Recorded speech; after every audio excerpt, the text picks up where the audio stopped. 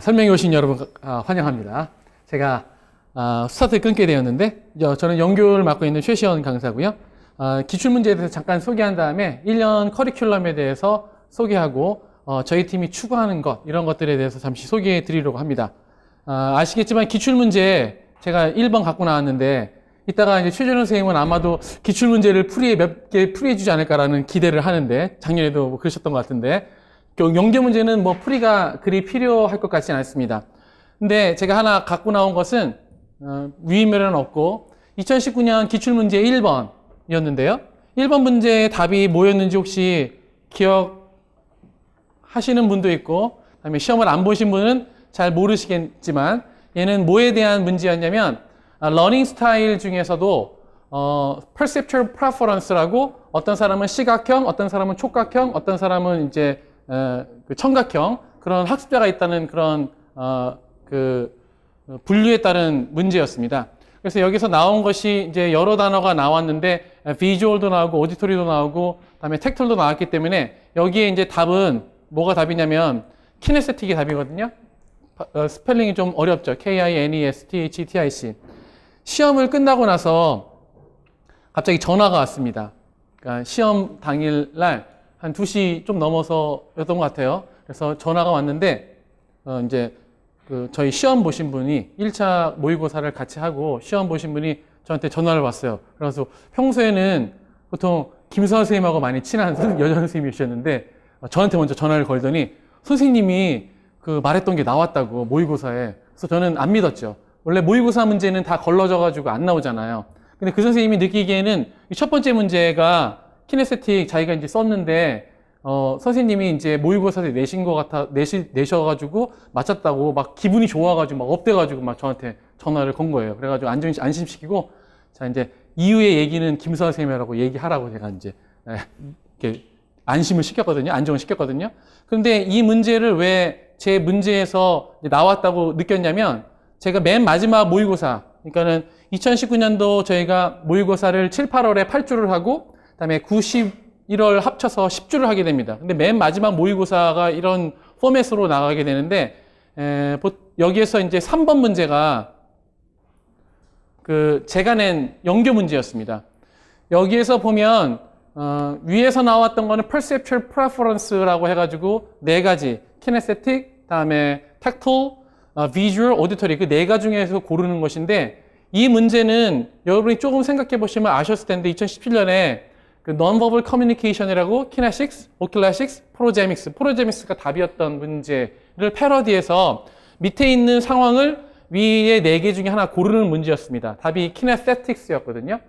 그래가지고 이때 이 선생님은 이제 kinesics를 골랐어가지고 오답 처리가 돼서 이제 kinesthetic 스펠링도 이제 좀 어렵다고 제가 이제 잘 기억하라고 했었던 문제인데 사실 비슷한 단어이긴 하지만 이걸 빼게 되면 kinesthetic은 learner variable에서 나오는 것이고 kinesthetics는 non-verbal communication이라고 language analysis에서 나오는 것이었습니다. 근데 그 선생님은 이제 자기가 이 문제를 틀렸었기 때문에 kinesthetic을 기억하고 있었는데 이제 시험에 나오니까 이거 바로 kinesthetic구나 설명해 줬던 그래서 이제 기분이 너무 좋았던 거죠.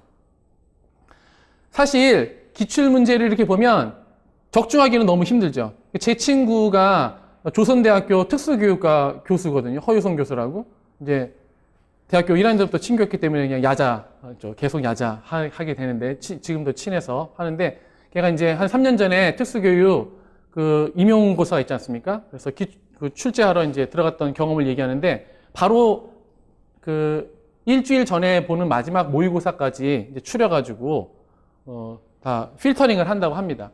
따라서 모의고사 문제에서 기출에 나올 것을 적중하는 것은 되게 불가능하다고 보여집니다. 그래서 제가 말하고 싶은 것은 제가 뭐 감히 기출문제 선생님이 말했던 것처럼 내가 2019년 기출문제 1번이 내가 모의고사 때 마지막에 냈던 이 문제와 비슷하지 않느냐라고 우기고 싶은 생각은 전혀 없습니다. 왜냐하면 얘는 kinesthetic 쓰가 답이었고 위에서 답은 kinesthetic이라서 쓰이는 용도가 달랐거든요. 그런데 제가 드리고 싶은 말은 그것입니다. 제 이제 총평이었는데, 요번에 이제 2019년을 시험 보고 나서 총평이었는데, 맨 마지막 총평에 보면 이런 말이 있죠. 출제 영역. 보통 출제 영역이 제 책이나 뭐 다른 선생님들 책에 보면 다 한 15개에서 16개 정도의 챕터가 있습니다. 그러니까 뭐 러너 베리어블이라든지 English methodology 또는 teaching 그러니까 listening, speaking, reading, writing 이런 식으로 해서 4스킬 나오고 그런 것들로 다 분류를 하게 되죠. 그런데 2018년 이전에 즉 요번에 시험 말고 그 전에 영역은 뭐였냐면 보통은 teaching methodology하고 특별히 teaching grammar가 시험 문제 엄청 많이 나왔었습니다. 특히 우리의 이제 그 진을 뺐던 게 뭐 input processing이라든지 2014년에 나왔던 그런 문제, 또 딕토글로스 이런 문제들을 위주로 해서 뭐 디덕티브, 인덕티브 이런 구분 또는 form focused instruction 이런 부분이 되게 어려운 문제로 나왔고 보통은 우리 10점짜리 8번 문제 teaching grammar가 대부분을 차지하는 문제 거기에다가 수업 상황을 제시해야 되니까 teaching methodology가 많이 문제로 출제되었죠. 그런데 이게 하나도 출제되지 않았어요. 대신 우리가 보통 문제에서 옛날 객관식일 때 조금 나왔지만 서술형이나 기입획에서는 잘 나오지 않았던 learner variable, 그다음에 language assessment, 얘는 항상 뭐 나오는 애니까. 그다음에 language analysis에서 복수의 문제가 출제되고 우리가 보통 사람들이 많이 출제하게 되는 teaching methodology에 이은 4skills, teaching writing에서는 단 한 문제가 나와서 이전의 영역대로 또는 예전에 그 출제의 빈도대로 모의고사를 봤던 사람들은 이 유형의 문제에 근접하지도 않은 내용들을 이제 시험에 나올 것을 예상해서 공부를 했다는 겁니다. 그런데 제가 키네세틱스 저런 문제들을 내게 된 이유는 제가 문제 내는 방식은 바로 이렇기 때문입니다. 이게 내년에 1, 2월 세부 강의 계획표인데요. 제 책은 1, 2월, 3, 4월, 5, 6월 하나씩 있습니다. 1, 2월은 개념을 알아야 되니까 영어 교육학, English Education, 컨셉추얼이고 그다음에 3, 4월은 예시를 통해서 실제적인 수업 상황을 적용하기 때문에 English Education, Practical이고 그 정도 되면 어느 정도 스키마가 활성화됐기 때문에 그것을 개념적으로 좀 이렇게 정착시키기 위해서 5, 6월 고제는 English Education, Analytical이라고 해가지고 기출 분석을 하게 됩니다. 그런데 얘나 1, 2월 교재, 3, 4월 교재, 5, 6월 교재의 챕터가 다 똑같아요. 다음에 순서도 다 똑같고요. 그래서 첫 주에는 1, 2장을 보고 챕터 3에 2주에는 챕터 3, 3주에는 챕터 4, 4주 차에는 챕터 5, 6, 5주 차에는 7, 8, 9, 10, 11, 12, 13, 14, 15 이렇게 하는데 보통 저는 이 순서를 그대로 따릅니다. 첫 번째 주에는 1, 2장을 하고 두 번째 주에도 3장 이런 식으로 이제 하게 되거든요. 그래서 이걸 바탕으로 시험 문제를 낼 때 사실 역대 시험 문제 작년에 바로 한 달 전 그러니까 몇 주 전에 봤던 시험 문제를 제외하고는 사실 러너 베리어블 문제가 거의 없었습니다. 근데 이번에 되게 많이 나오게 됐죠. 그래서 예전 기출의 경향을 따라가지고 그냥 또는 문제가 내기 쉬운 것이 사실은 메소돌로지거든요. 다음에 그라마가 문제 내기가 되게 쉽습니다. 왜냐면 그거에 대한 원서가 상당히 많기 때문에. 그리고 대부분의 그 개론서 같은 것들에도 러너 베리어블로 문제화할 수 있는 요소들이 별로 없어요. 그래서 이런 요소들, 예전에 시험 문제 안 나왔던 요소들을 보려면 원서들을 좀 더 깊게 보거나 그 부류의 것들을 이제 탐독해가지고 문제를 내야 되는데 대부분의 사람들이 그렇게 문제를 영역별로 고르게 내지 않죠. 근데 저는 1, 2, 3, 4월 이렇게 짠 다음에 7, 8월에 영역별 기출문제 낼 때도 동일하게 이렇게 냅니다. 챕터 1, 2에서 1주차, 3주차, 챕터 3에서 2주차 이런 식으로 시험 문제 내기 때문에 다른 선생님들과 달리 되게 꼼꼼하게 빠지는 것이 제가 좀 방어적으로 강의하는 걸 되게 좋아하거든요. 그래서 얘를 1주차, 2주차, 3주차, 4주차 이렇게 시험 문제 내요. 그 다음에 그러면 7, 8월에 8주차가 이제 시험이 모의고사가 다 끝나면서 어떻게 되느냐? 전 영역에 대한 키워드를 골고루 한번 보게 되죠. 그 다음에도 문제 내기 쉬운 메소돌로지나 그라마 하지 않고 1, 2주 거를 묶어서 9, 11월 또 1주차 합니다. 요거 2주차, 다음에 3주차, 다음에 4주차 또 묶어서 5주차, 6주차 이런 식으로 가서 순차적으로 나중에 통합될 수 있도록 한다는 거죠. 그렇기 때문에 제가 키네세틱과 비슷한 키네세틱스 같은 문제를 낼 수 있었던 것이지 보통 문제를 내거나 하면 애플북이나 또는 TBP를 참고하게 되는데 거기에서는 특별하게 그런 러너 베리어블 문제라든지 지금 나왔던 랭귀지 어널리시스, 저 지엽적인 문제 같은 것들이 잘 다뤄지지 않기 때문에 문제화 됐던 것들을 볼 그 경우가 되게 없었을 것입니다. 그래서 제가 얘기하고 싶은 것은 지금 문제가 어느 한 영역에서 난다 또는 역대 나왔던 문제 유형을 따라서 영역에서 난다라고 할 수 없이 하나씩 공부해야 되는 거죠. 그것은 교육학에서도 마찬가지입니다. 저번에 저희가 이제 GPD가 나왔을 때 또는 플립드 러닝이 나왔을 때 야 이거 외연을 좀 확대해야 되나 보다. 좀 하나하나씩 다 밟아가야 되나 보다. 교육학 일반적인 것까지. 생각했는데 이번 교육학에서 멀티플 인텔리전스가 나왔는데 영교에서도 멀티플 인텔리전스가 나왔고 저도 한 2년 전에는 시험 문제 모의고사에 냈었는데 그런 것들 우리가 보통 주류가 아니라고 생각하는 것들이 그렇게 불쑥불쑥 나오기 때문에 꼼꼼하게 하나씩 하는 게 중요하다는 거죠. 뭔가 나올 것 같은 것들, 다음에 그런 것들을 내가지고 다 걸러지는 마당에 그런 것에 이제 집중해가지고 뭐가 나올지 하는 것이 아니라 다 하나씩 밟아나가는 수업이, 꼼꼼한 수업이 더 필요하다고, 요청된다고 저는 이제 생각하는 겁니다. 그래서 이제 방어적 수업을 하는 것이고요. 그래서 마지막으로 얘기하면 저희 커리큘럼의 이제 핵심이 꼼꼼함, 다음에 세심함입니다. 보시는 바처럼 1월부터 4월까지는 개념 생성을 하기 위해서 기본 이론반과 심화 이론반을 하고요. 저희 3명이 모두 5, 6월에 기출문제 분석을 합니다. 이런 패턴은, 전반기 있는 패턴은 사실 다른 그 팀하고 비슷하다고 볼 수 있어요. 조금 다른 게 있다면, 원서 특강을 이제 조금 더 세밀하게 보아주기 때문에 원서 특강 저 같은 경우는 워크북 형태로 기입형 문제를 대입할 수 있도록 원서에다가 이제 구멍을 넣어서 맞추는 연습을 실제로 하기 때문에 그것이 좀 더 어필링 할 수 있고 제일 중요한 것은 7, 8월이죠. 다른 데는 영역별 모의고사를 본다든지 하는 방식으로 7, 8월이 가고 9, 10월이 돼서야 이제 실전 모의고사를 하는데 저희는 7월부터 바로 실전 모의고사에 들어갑니다. 물론 스캐폴딩을 위해서 아까 말했던 것처럼 저와 이제 최인호 선생님은 영역별로 먼저 7, 8월을 이제 하게 되는 거죠. 이거의 장점은 뭐냐면 매번 나오던 영역에서의 문제만 보는 것이 아니라 우리가 기본적으로 알아야 되는 거, 뒤통수 맞지 말아야 되는 문제들을 방어적으로 다 일단 이제 커버를 해주고 그 다음에 이제 더 집중해서 봐야 될 것을 90일로 간다고 하는 것입니다. 게다가 밑에 보시면 알겠지만 저희는 라이팅 세미나를 이제 하고 있거든요. 토요일에 모의고사를 풀면 되게 힘들잖아요. 그리고 보통 다른 팀에서는 토요일에 모의고사를 볼 수도 있고 또는 다른 평일에 모의고사를 볼 수도 있는데 그것에 대한 피드백이 거의 없다고 이제 알고 있습니다.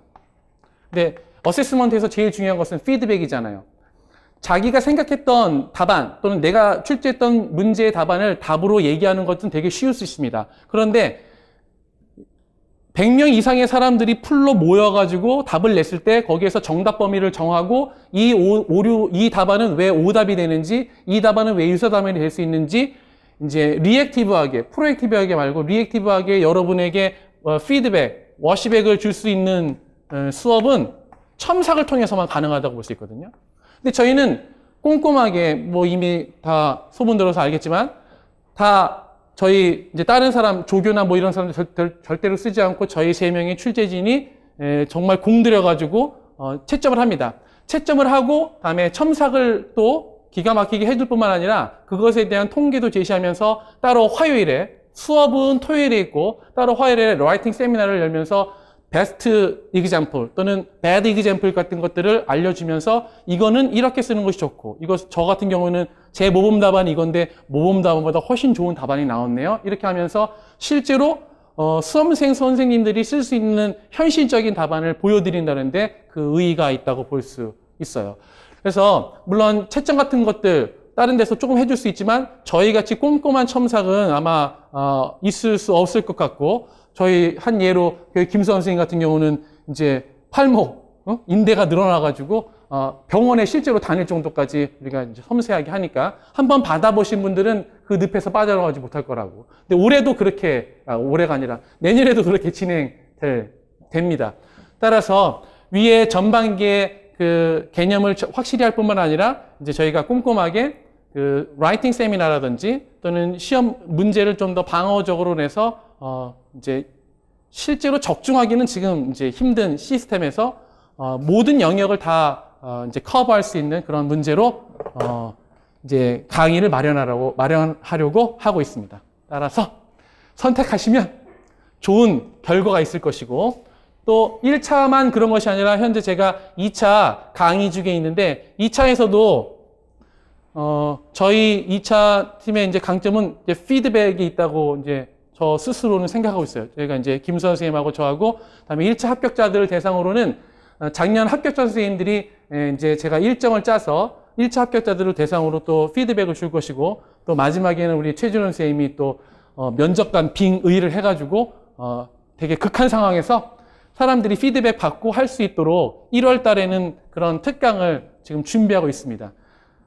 그러니까 이제 겉으로 막 화려하고 그런 것들 저는 별로 좋아하지 않고, 실제로 선생님들이 필요한 것, 그다음에 꼼꼼한 첨사, 그다음에 꼼꼼한 피드백, 이런 걸로 저희가 이제 무장하고 있으니까 그런 것들을 기대하시고, 필요하신 선생님 또는 올해 이제 시험을 안 보셔서 내년에 꼭 시험을 보셔서 합격하시는 선생님들이 저희 팀 선택해 주시면 정말 감사하겠습니다. 제 강의는 이걸로 마치고 바로 최진원 선생님 모시도록 하겠습니다. 예, 설명에 시작하겠습니다.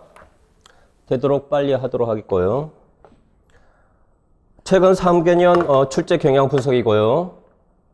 17, 18, 19년 19학년도 올해 나온 게 가장 전형적인 패턴입니다. 어떠냐? 의문론 3문제, 통사론 2문제, 그래머 3문제. 그래서 매년 가장 어려운 의문론이 3문제 나오고요. 가장 어려운 통사론 2문제 정도, 그래머 1문제, 3문제, 합쳐서 6문제 나와요. 그래서 시험 볼 때쯤 되면 일부 학생은 형태론 나오면 어떡하지? 걱정하는데 실질적으로 안 나옵니다. 의미론 어려운 거 나오면 어떡하지? 실질적으로 안 나오고 의문론 통사론 문제 다 풀면 영역이 끝나버립니다. 그게 현실입니다. 그러면 나머지는 어떠냐? 17년도 보면 의문론이 한 5문제 나왔고요. 통사론이 한 문제로 되는데 이게 잘못된 게 unaccusative verbs는 그래머가 아니라 통사론으로 분류해야 되겠습니다. 통사론 2문제, 마지막 거는 그래머. 그래서 의문론하고 통사론 문제만 나오고 있다. 18년도도 마찬가지 의문론 3문제, 통사론, 그래머 이렇게 나와 있고요. 스코프 앰비기어티도 카니 책에 나오니까 통사론으로 분류할 수가 있습니다. 그러면 의미론 나온 거 아닙니까? 의미론은 유퍼미즘, 기평 드물게 나온 겁니다. 그 다음 페이지를 봅니다. 핸드아웃. 가을이 누나가 뭐라고 적은 거 카페글을 옮겨놨고요. 이거는 각자 나중에 읽어보고요. 그 다음에 내 카페에 있는 거 피드백, 이것도 각자 읽어보시면 되고, 맨 마지막에 보면 1년 스케줄이 나오죠. 나중에 프리패스 얘기를 할 건데 프리패스를 안 들 사람은 단가를 들으면, 기본 강의를 들으면 이 원서 무료, 심화 강의 들으면 이건 무료, 기출 강의 들으면 이건 무료. 다른 학원은 이런 혜택이 없을 거예요. 그래서 2과목을 듣는데 한 과목 가격만 내면 됩니다. 마지막은 이제 노트라고 비어져 있죠. 여기는 이제 이 파워포인트 내용을 핸드아웃으로 내가 따로 준비 안 했어요. 그래서 그냥 쭉 보면 되는데, 이 파워포인트 내용을 필기하고 싶으면 거기 6페이지, 6페이지에 필기하면 됩니다. 요거는 핸드아웃이 없습니다. 영어학은 어렵다. 어렵죠. 의문론은 두렵고 통사론은 어렵습니다. 나한테 배우면 의문론이 재밌다는 걸 알게 되고요. 통사론은 쉽다. 완전 쉽지는 않지요. 쉬워진다는 겁니다. 지금 느끼는 어려움에 보다는. 내 교재에는 항상 이 문구가 들어가고요. 교재 표지에 보면 내가 만든 문구예요. 명쾌한 설명으로 영어하기 쉬워진다. 이게 내가 구라치는 게 아니고 내 수업을 들은 사람은 이 말이 진실이라는 걸 알게 됩니다. 그래서 나는 특별한 능력이 있어요. 명쾌한 설명을 할 수 있는 영어학을. 다른 사람은 어렵게 설명해서 뭐라고 얘기하는지 이해하기 힘든 강의들이 많을 겁니다. target customers, 여러분들을 얘기하는 거고요.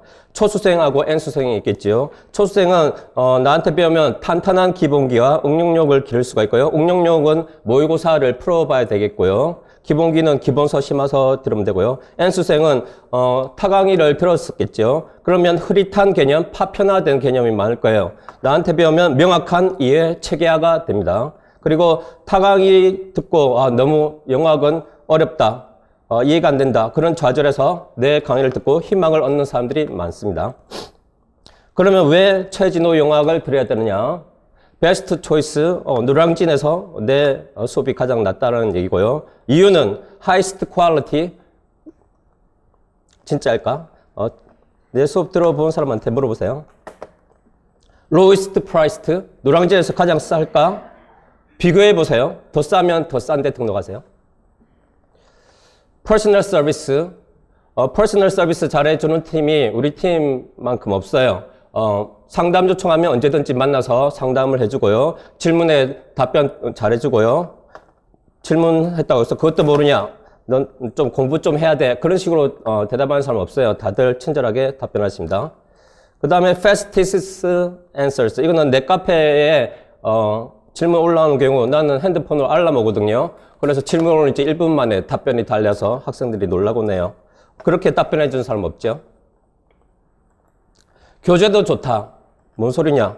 타 학원 수강생이 내 영어 교재를 구입해서 공부했대요. 이걸 어떻게 아느냐? 내 수강생이 얘기했었어요. 자기 친구는 모광사 영어학 듣는데 내 교재를 샀대요. 난 놀랐어요. 왜 내 강의 안 듣는데 내 교재를 샀냐? 이유는 타 학원 강의가 이해가 안 돼서 내 거를 샀대요. 그리고 비교해보니까 내 책이 이해가 잘 된다. 내 책이 낫다. 그런 결론을 냈대요.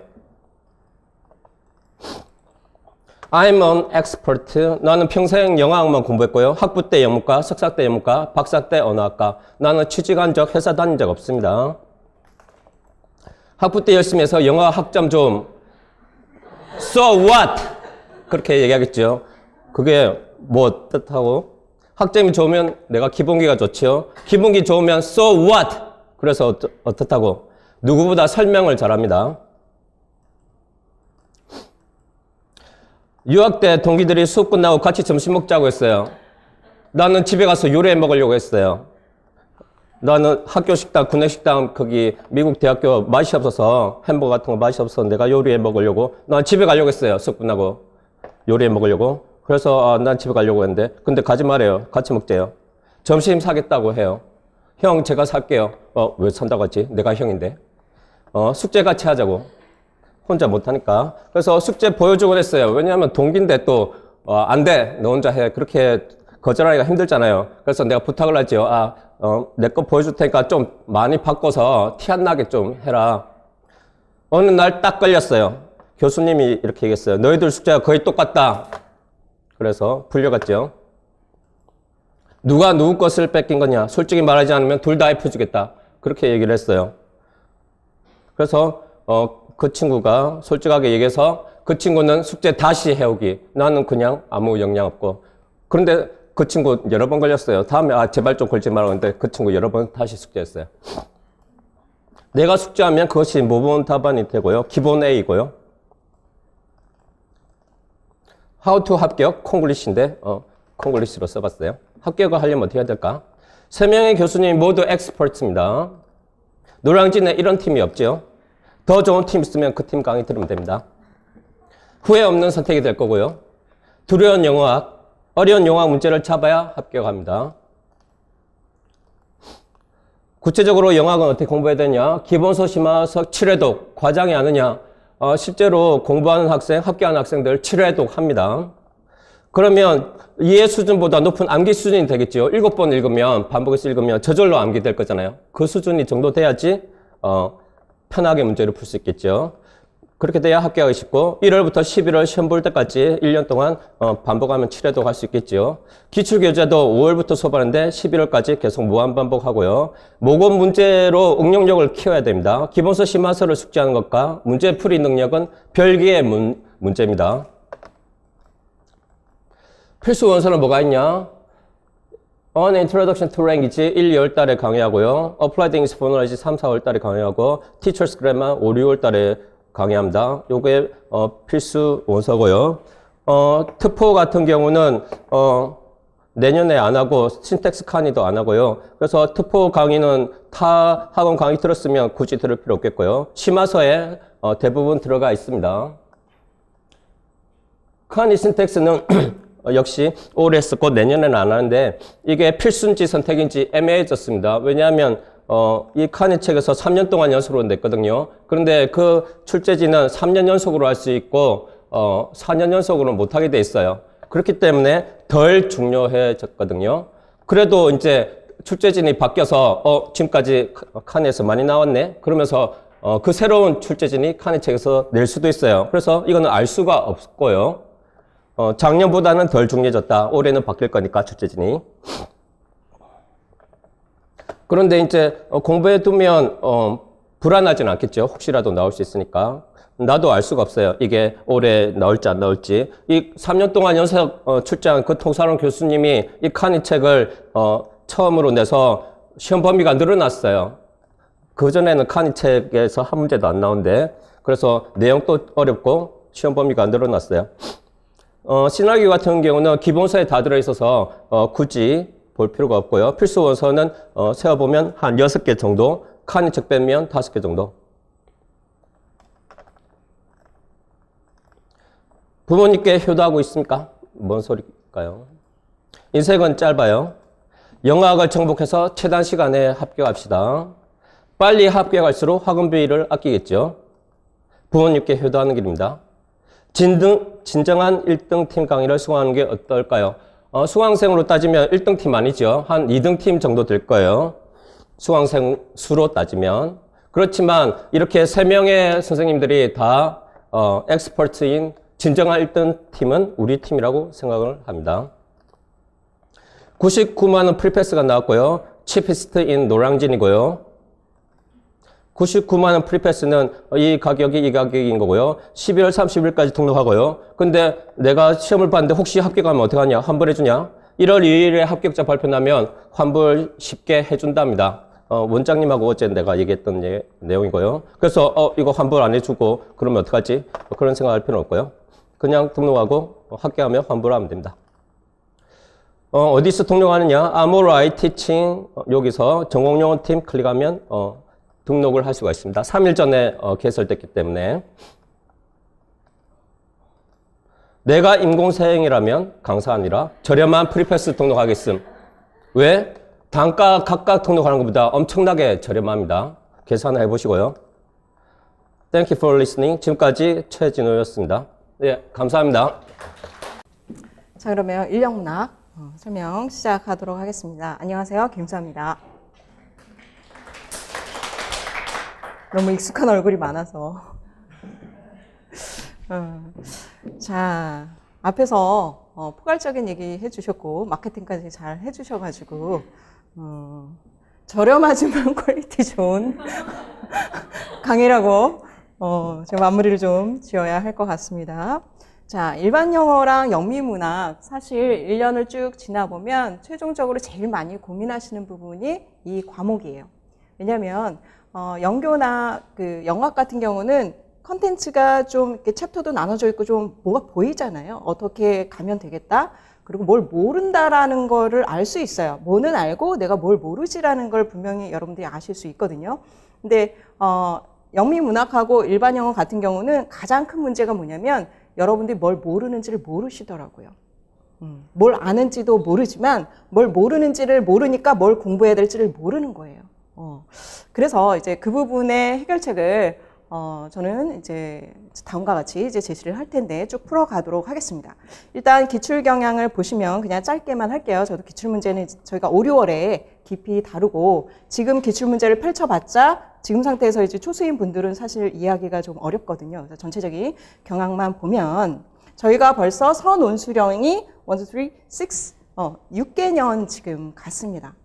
그래서 전체적인 점수 비중을 보면 첫 해에 29점으로 가장 높았었고, 그 다음에 이제 계속 이제 그 줄어드는 추세에 있었는데, 첫 해에 그 29점까지 갔던 이유는 논술이 일반 영어로 나왔기 때문이에요. 그 이후로 논술은 이제 연교에서 나와서 점수 비중은 계속 줄고, 근데 최종 요번에, 이번 해에 27점으로 다시 상승을 했습니다. 이게 상당히 좀 의미가 있죠.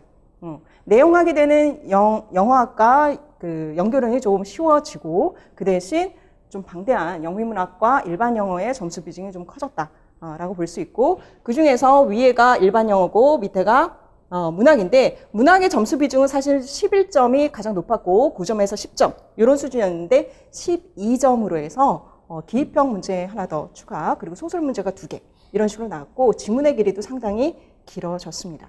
그래서 내용학은 조금 쉬워졌다라고 볼 수 있지만 영미문학과 일반 영어에 있어서 체감 난이도는 조금 올라갔다라고 점수로 봤을 때 점수 비중상으로 봤을 때 우리가 그렇게 볼 수 있습니다. 자, 그래서 전체적으로 이제 27점의 배점인데 점수 비중이 높아졌기 때문에 체감 난이도가 좀 올라가지 않았느냐라고 보고 있고요. 또한 그 내용학 같은 경우에는 어떤 문제를 냈다, 어떤 영역을 냈다라고 우리가 얘기를 할 수 있는데 일반 영어나 이제 영미문학 같은 경우에는 우리가 이제 뭐 뒤에서 말씀드리겠지만 태스크 타입이나 아니면 디렉션이 어떻게 나왔나로 우리가 조금 구분을 해볼 수가 있어요. explain을 하게 하는지, describe를 하게 하는지, 그냥 write를 하게 하는지, identify를 하게 되는지. 그러니까 표면적으로 볼 때는 그렇게 해서 조금 난이도가 이제 갈려서 보일 수가 있어요. 이제 과제 타입별 이제 question 타입인데, 이번 연도 문제에서는 이제 새로운 지시사항이 조금 나오긴 했습니다. state나 provide는 전에는 사실은 없었던 거거든요. 그런데 이제 그 같이 모의고사에서 공부를 했던 분들은 이게 어느 정도 수준의 그 서술을 요하는 거다라는 것은 사실 눈치를 챌 수 있었거든요. 그래서 뭐 새로운 타입이 나와서 조금 이제 공부를 많이 대비 안 하신 분들은 어렵게 느끼지만 계속적으로 서술형이라는 것을 여러 타입으로 공부를 하신 분들은 그렇게 난이도가 높게 이제 대비가 되신 분들은 느끼진 않았겠죠. 어쨌든 이제 새로운 디렉션이 좀 나왔고, 자, 그 다음에 일반 영어는 결국은 리딩은 뭐냐면 general understanding이거나 디테일에 대한 understanding이거든요. 두 가지로 사실은 이제 분류가 될 수 있습니다. 그래서 이번에는 이제 general understanding의 기입으로 나왔고 디테일 과제는 다 서술로 풀어지는 이제 그런 과제가 이제 나왔었고요. 그것도 이제 저희가 다 연습했던 그런 과제 유형들로 나왔었습니다. 자, 그리고 이제 기출에서 많이 다루는 그 지문의 패턴들이 있어요. 그리고 이제 그런 지문의 이제 주제 유형들이 있습니다. 근데 그렇게 새롭지 않은 그런 이제 그 지문의 유형이 나왔어요. 리서치 결과 상당히 그 기존에도 많이 나왔었고 모의고사에서도 많이 다뤘거든요. 그래서 그런 형식이 나왔기 때문에 사실은 지문의 구성이나 이런 것도 사실 어렵지 않았어요. 그런데 문학이 지문이 상당히 길어졌습니다. 그러면 이제 그 표면적으로 좀 겁을 먹게 되죠. 그리고 긴 호흡으로 읽어야 되기 때문에 시간이 모자란 거예요. 그래서 결국은 기본기라는 거죠. 빨리 읽고 핵심적인 내용을 캐치하는 거, 타스크를 읽고 무엇을 찾아야 되는지 알고 빨리 지문에서 찾아내는 거. 그 훈련이 굉장히 필요하다. 그게 기본 리딩에서 그 문제 푸는 그 훈련이 잘 됐을 때 어떤 난이도의 문제에도 지문의 길이가 길어지든 충분히 이제 대비를 할 수 있다라는 걸 한 번 더 확인을 할 수 있었고요. 그리고 마지막에 일반 영어는 이제 5점짜리 문제가 이제 내년부터는 없지만 요약 문제가 있습니다. 그것도 이제 평이하게 출제가 되어서 결국은 시간 싸움이었고 그 시간 그 사용하는 것 그 안에서 빨리 문제를 해결하는 데 훈련되신 분들은 잘 풀 수 있었고 그렇지 않은 분들은 시간이 모자라거나 아니면 실수해서 틀리거나 이제 이런 유형들로 보였을 것입니다. 서술형과 기입형으로 봤을 때는 기입형이 조금 더 어려웠다라고 볼 수 있고요. 여러분들이 이제 나중에 공부를 하시게 되면 사실 서술형은 어느 정도 이제 수준에 되면 거의 다 비슷해져요. 아웃풋이 나오는 것이. 결국 이제 갈리는 부분은 이제 기입형에서 갈리고 올해도 보면은 이제 잘하던 선생님들 피드백 받아보면 기입형에서 많이 어려워하셨더라고요. 내년도 아마 대동소이할 거다라고 생각을 하고 있습니다. 자, 문항별 자세한 이제 해설이 카페에 있으니까 참고를 하시면 되겠습니다. 자, 내년에는 이렇게 문제가 조정이 되죠. 다 알고 계시죠. 그래서 기입형이 8문항에서 총 6문항으로 줄어듭니다. 그래서 아마 영어학 2문제, 영교 2문제, 인력문학 각각 1문제씩 이렇게 되지 않을까라고 생각을 하고 그 다음에 서술형 문항이 엄청나게 증가를 합니다. 제가 계산해서 왔는데 서술이 14점이 이제 증가를 하고 기입은 4점이 이제 감소를 한 상황이죠. 그래서 서술형이 54점이었는데 이제 논술 10점도 다 이제 서술형으로 전환돼서 지금 68점 정도가 이제 서술형으로 다 이제 5점짜리 없이 4점이 되는 상황이에요. 그러면 이제 일반 영어와 문학에 적용을 해보면 서술형 4점 다에다가 우리가 요약했던 문제 있죠. 5점짜리가 이제 4점이 되지 않을까라고 생각을 하고 그거는 이제 예견됐던 부분입니다. 그 요약 문제가 마지막 컨클루전을 넣는 부분이 사실은 지문 찾기도 어렵고 사실은 애매하거든요. 그리고 4줄 안에 5점짜리 그 요약을 넣는 게 사실 과다한 부분이 있었습니다. 그래서 채점할 때 이제 그 빡빡하게 넣어도 점수를 어떻게 뺄 수도 없고 아마 곤욕스러웠을 것 같아요. 그래서 그거를 4점짜리로 전환을 했기 때문에 수험자 입장에서는 사실 조금 더 수월해졌어요. 그리고 이제 기입형보다는 이제 서술형이 사실은 나중에 아웃풋 나기는 훨씬 좋기 때문에 공부하기는 수월해진 거죠. 그래서 내년을 예견을 해본다면 열심히 공부하시는 분들은 그 점수차가 여전히 또 되게 좁을 거다라고 예상이 되고 그 격차가 기입형에서 날 거라고 봅니다. 그리고 실제 일반 영어나 문학은 기입형이 훨씬 더 어렵습니다. 한번 핵심을 이제 지나가면 리딩이 잘못되면 사실은 이제 키워드는 완전히 이제 어긋난 거를 쓰게 되거든요. 그래서 철저하게 구조를 파악해서 읽는 연습이 이제 일반 영어 중심으로는 상당히 중요해졌다라고 제가 평을 할 수 있겠습니다.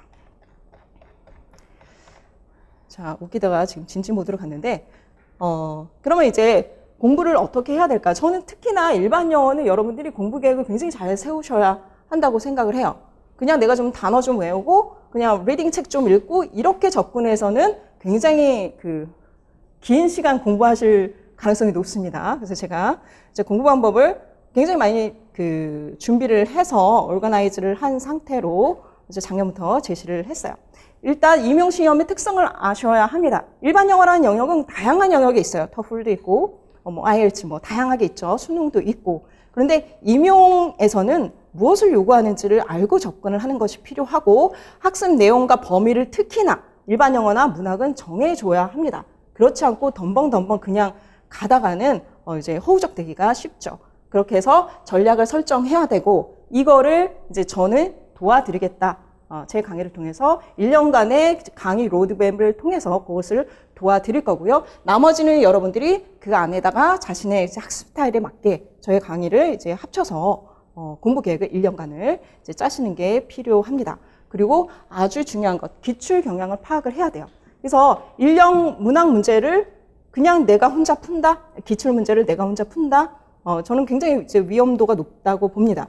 그 안에서 기출의 경향을 읽어낼 수 있는 그 수험자가 얼마나 될까라고 생각을 하거든요. 그러니까 내용학은 모르겠어요. 내가 영역과 이런 걸 찾아낼 수 있을지 모르지만 일반 영어와 문학 문제 같은 경우에 혼자 풀어서 아니면 스터디 안에서 이것이 무엇을 요구하고 어느 영역인지를 찾아내기는 상당히 어려울 거라고 봅니다. 그래서 저의 그 일반 영어와 문학 강의에서는 이제 기출 분석이 굉장히 핵심이고 기출 분석을 통과하면서부터 여러분은 이제 임용의 그 최적화된 모드로 변하게 된다라는 걸 제가 좀 자신 있게 말씀을 드릴 수가 있습니다. 자, 그래서 결국은 일반 영어와 영미문학은 학습 수준을 정확히 보셔야 되고요. 그리고 시험 문제를 푸는 전략과 스킬에 굉장히 디펜던스가 높습니다. 영역이 확실히 정해져 있지 않기 때문에 그래서 그 부분들을 저는 이제 많이 제시를 하려고 하고요. 자, 그래서 영미문학은 그러면 기본기 학습을 어떻게 하느냐? 저는 1, 2월에는 이제 포이트리, 시 중심으로 해서 이제 교재가 구성되어 있고 3, 4월에는 이제 나레이티브인 너블하고 드라마로 구성이 되어 있습니다. 그래서 각 영역에 우리가 작품을 시를 다 외울 수도 없고 주제를 다 외울 수도 없어요. 그래서 저는 여기서 이제 기출을 분석해 보니 기본적으로 물어보는 개념과 키워드들이 있습니다. 그 개념과 연관된 아니면 주제와 연관된 키워드들이 있어요. 그래서 개념 학습을 합니다. 시도 개념 학습을 하고 그리고 주제 중심으로 해서 내용 스키마를 좀 빈번하게 나오는 것 중심으로 우리가 accumulate하는 익숙하게 하는 이제 그런 과정을 하게 되고요. 그래서 poetry analysis worksheet을 통해 가지고 계속적으로 분석하는 연습들을 매 시마다 좀 드리는 편이에요. 그래서 주요 나오는 개념들은 시를 볼 때마다 우리가 그것을 이제 꺼내 볼 수 있도록 그렇게 합니다. 가시화시켜서. 그리고 나레이티브는 또 이 나레이티브 특성이 있어요. 그 장르적 특성에 맞게 항상 또 기출에서 물어보는 또 영역이 있습니다. 빈번하게 물어보는. 그래서 그 주요 물어보는 이제 개념과 그리고 주제별 키워드 이런 거 중심으로 역시 나레이티브도 보게 되어 있습니다. 그렇게 해서 기본기를 1, 4월을 이렇게 보내게 되고요. 자, 일반 영어는 어떻게 하냐면 자, 일반 영어는 읽기 전략을 먼저 학습합니다. 왜냐하면 여러분들이 지문을 읽어서 그 다음에 써야 하는 거죠. 그래서 읽기 전략을 먼저 학습하고요. 사실 이제 최종 9, 11월에 가면 쓰기는 어느 정도 돼요. 첨삭 피드백 드리고 계속 어떻게 써야 되는지 가이드를 드리고 하다 보면 쓰기는 어느 정도 수준까지 가요. 시너닝까지 드리죠. 패러프레이즈 연습하죠. 서머리 연습 엄청나게 합니다. 스터디까지 조직을 해서. 그러면 쓰는 레벨은 어느 정도까지 비슷해져요. 그런데 문제는 뭐냐면 리딩이 안 돼요. 왜 리딩이 안 될까라고 의아해하시지만 해석 수준이 아니거든요. 구조를 파악하고 핵심적인 묻는 키워드를 찾아야 되는 이 리딩이 안 되시는 분들이 이제 생긴단 말이죠. 끝까지 그 부분의 중요성을 몰랐기 때문이에요. 초반부터 잡았으면 되는데. 그래서 리딩을 철저하게 하고 그 다음에 이제 라이팅으로 넘어가야 한다. 그래서 1, 2월에는 Reading for Understanding으로 해서 General Understanding과 디테일 파악의 효과적인 전략이 있어요. 그래서 원서로 제가 이제 교재가 됐는데 미국 고등학교 대학교 이제 그 교양과정에서 보는 이제 우리로 치면 국어, 독해 관련된 원서에서 이제 발췌를 해서 그 전략들을 이제 짠 교재를 가지고 읽기 전략을 이제 연습을 하게 되고요. 그 다음에 3, 4월에 가서 이제 라이팅을 하게 됩니다. 그래서 3, 4월 라이팅에서는 그 중점적으로 하는 게 패러프레이징하고 서머리하는 방법이에요. 이게 방법이 있어요. 이것도 전략에 있어요. 그래서 요거를 알면 패러프레이징이 쉬운데 그냥 뭔가를 바꿔쓰기 하려고 하니까 무작정 덤벼들고 그냥 반복하면 되겠지라고 하기 때문에 학습이 어렵거든요. 그래서 3, 4월에는 그렇게 해서 기본적으로 리딩은 어떻게 해야 돼? 그리고 패러프레이징은 어떻게 해야 돼? 서머리는 어떻게 해야 돼? 그 전략까지 이제 배우게 됩니다. 그죠? 자, 그러면 일단 기본기는 돼요. 그러면 5월부터는 이제 기출의 영역으로 우리가 좀 좁혀가야 돼요. 보는 이제 지문이나 영역들을. 그래서 자, 지문의 길이도 이제 5월서부터는 이제 기출 지문의 길이 정도, 그리고 이제 기출을 통해서 무엇을 이제 우리 일반 영어나 문학에서는 이제 묻는지 이런 것들을 이제 같이 파악을 해 나갑니다. 자, 그게 이제 저는 이제 메타 분석이라고 하고 톡삭습이라고 하는데 공통적인 학습 요소를 최대한 묶었어요. 그래야지 우리가 공부하기가 편하거든요. 영역이 방대하기 때문에 최대한 묶어서 기출문제를 태스크 유형으로 저는 나눴습니다. 일반 영어도 마찬가지고 이제 문학도 마찬가지고, 그리고 태스크의 특성에 따라 어떻게 문제를 풀어야 돼라는 것을 우리가 계속 기출문제를 통해서 반복 학습을 하는 거죠. 자, 그리고 또한 기출지문을 일반 영어 같은 경우는 주제별로 또 나눴습니다. 그래서 특정 주제에는 많이 나오는 어휘들이 있고 지문의 구조들이 있거든요. 그래서 그걸 좀 익숙하게 보는 연습을 하고 5, 6월에는 이제 그걸 가지고 이제 그 서머리 연습도 이제 같이 하게 됩니다. 왜냐하면 3, 4월에 서머리하는 방법을 배웠기 때문에 5, 6월 가면은 이제 계속 서머리 과제를 7, 8월까지 계속 드리게 됩니다. 그렇게 하면 나중에 서머리 이제 굉장히 잘하시게 돼요. 자, 그리고 나중에 이제 문제를 풀게 되죠. 문제를 풀게 될 때도 자, 리딩을 해서 써야 돼요. 서술의 구조가 사실 일반 영어랑 문학은 좀 필요합니다. 그 영교나 영어학은 되게 간단할 수 있는데 묻는 유형이 항상 심플하지 않기 때문에 일반 영어나 문학은 달라질 수 있기 때문에 그거에 따라서 어떤 그 문장의 패턴으로 내가 답을 쓰는 게 효과적인지까지 제시를 해드려요. 요것도 이제 하다 보면은 이제 패턴들이 이제 한정적으로 나오게 됩니다. 영어학과 영교 수준은 아니더라도 조금 더 이제 한정적으로 나오게 되죠. 이제 그런 연습하고, 자, 그리고 키워드를 어떻게 찾는지 그런 연습, 그리고 마지막에 보시면 잘 안 보이시죠? 시너님까지 제시를 해드려요. 그래서 이런 시너님을 알게 되면 여러분들 리딩도 빨라져요. 이게 같은 뜻이구나, 지문에서.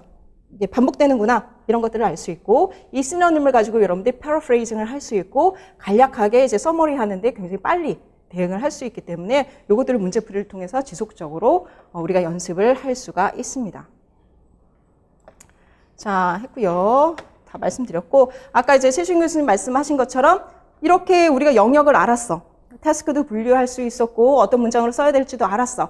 거기에다가 내가 써보고 이제 첨삭을 받아서 나의 쓰기를 계속 고쳐봅니다. 그래서 어떻게 써야 할지가 이제 7월부터 하신 분들은 이제 9, 11월 가면 거의 끝까지 가면은 다 쓰실 수 있어요. 웬만하면 크게 문제 없습니다. 그런데 이제 그 기본적인 문법이나 기본 한 문장이 잘 안 써지는 분들 있습니다. 상반기에. 그래서 그분들은 제가 이제 그래머 수업도 하는데 이따가 잠깐 말씀을 드릴게요. 이런 식으로 전체적으로 준비 1년을 쭉 가게 되면 이 스케줄대로 가게 되면 여러분들이 리딩만 탄탄하게 계속적으로 연습을 해주신다면 일반 영어나 문학은 충분히 대응이 이제 준비가 된다라고 생각을 하시면 되겠습니다. 자, 그래서 제 수업에서는 이제 기본 개념, 그 다음 스텝은 기출문제, 그 다음에 응용문제예요. 그래서 이번에 1, 2월 교재에서는 기본 개념에다가 기출문제 뒤에 있고 응용문제까지 넣습니다. 이 응용문제는 올해랑 작년에 냈던 모의고사에서 제가 선별을 해가지고 각 영역에 맞게 일반 영어도 그렇고 문학도 같이 모의고사 문제를 한 20문제 가량 실었어요. 그래서 맛배기로 1, 2월에 내가 공부한 개념을 이제 응용 문제까지 초수 아니신 분들은 그것까지 볼 수 있게 했고, 그 부분에 이제 강의가 들어가기는 좀 어려울 것 같아요. 그래서 해설지까지 되게 상세하게 실었고, 이제 어려운 문제는 제가 영상 강의로 이제 그 셀프를 찍어가지고 이제 유튜브를 통해서 공유를 하거나 이제 이럴 계획이 있으니까 충분히 활용하실 수 있습니다. 맛배기죠. 응용 문제까지는 모의고사 전에. 자, 그리고 교재가 모두 원서로 되어 있습니다. 인력 문학도 마찬가지예요. 이거 교재 자체를 여러분들이 다시 학습의 이제 머티리얼로 삼으셔서 내가 영어 공부한다 생각하고 꼼꼼하게 읽어오시면 이제 수업 진행하는데 훨씬 더 좋겠죠. 그리고 제 수업은 과제가 많다. 이거 다음은 합격할 것 같아. 라고 합격하시는 선생님이 말씀하셨어요. 그 스터디 내에서 이 선생님만 거의 과제를 많이 따라 하셨고, 나머지 분들은 이제 못 하셨대요. 근데 이분만 또 이제 합격을 또 공교롭게도 하셨어요. 그래서 그런 전설을 좀 남기셨습니다. 그래서, 과제들을 제가 필요한 것들을 이제 꽂아 드리거든요. 그거를 이제 쭉 해 나가면 그냥 다른 생각 하실 필요 없어요. 그냥 그거 하다 보면 어느새 실력이 늘어있다라는 거, 이제 아실 수 있을 겁니다. 자, 그렇게 되고요. 자, 뒤에 보시면 그래서 이제 첨삭 샘플이 있습니다. 굉장히 좀 자세하게 이제 첨삭이 들어가는 편이고요. 뭐 이런 식으로 첨삭 받으면 나중에 다 쓰시는 건 문제 없이 쓰십니다. 이제 리딩이 문제예요. 상반기에는 정말 부탁드립니다. 리딩을 철저하게 할 수 있도록 전략적으로 리딩을 하고 그냥 해석 중심으로 대충 여러 번 하면 될 거야. 이런 그 개념에서 벗어나셔서 아주 정확한 리딩을 할 수 있는 이제 그런 대비를 꼭 제 강의를 안 들으시더라도 하시기를 당부를 드리겠습니다. 뒤에 보면 뭐 정답률 이런 것까지 통계까지 같이 드려서 내 이제 답이 다른 사람들에 비해서 이제 뭐 그 평균치 대비 윈지, RNG 이런 것들까지 같이 보실 수 있게 좀 상세하게 통계도 드리는 편이죠.